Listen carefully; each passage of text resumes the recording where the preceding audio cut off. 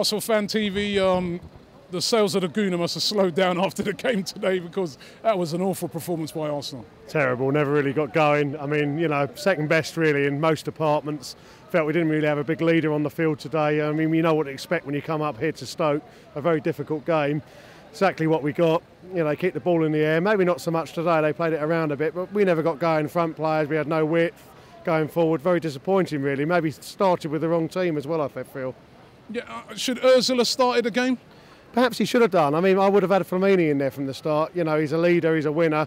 He rattles a few cages. I didn't think we had that today. We've not really replaced that since, you know, Tony Adams really. And I think that's the sort of big player you need when you come to places like Stoke. You can drive you forward, maybe not win the game, but certainly not lose it. Now, listen, is that it now? I'm asking everybody, is that it over? I mean, there's still quite a lot of games to go, but we're at a stage, there's so many teams chasing this spot, and you just cannot afford to slip up. Absolutely, we reached a real pivotal stage in the season on the 1st of March.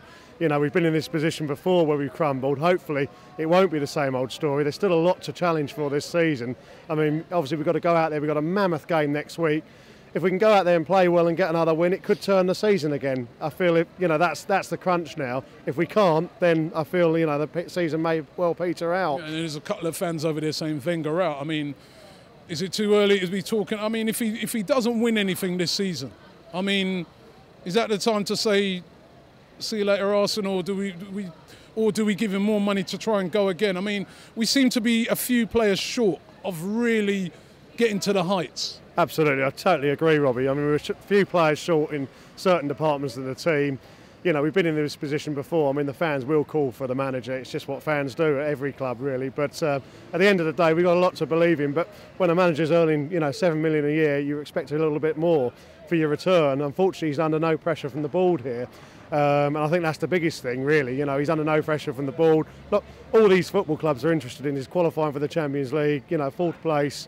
As long as they get in that hand in the jam pot again, that's it really. That's the crux for them. I mean, obviously fans want trophies. We spend a lot of money, you and I and all the rest of the guys, and we want a bit more passion and a bit more from the team. I mean, obviously you don't become a bad team overnight. I think losing Aaron Ramsey, as we did sort of mid-season, has really had a major impact. Obviously we all know the squad isn't as strong as we'd like it to be.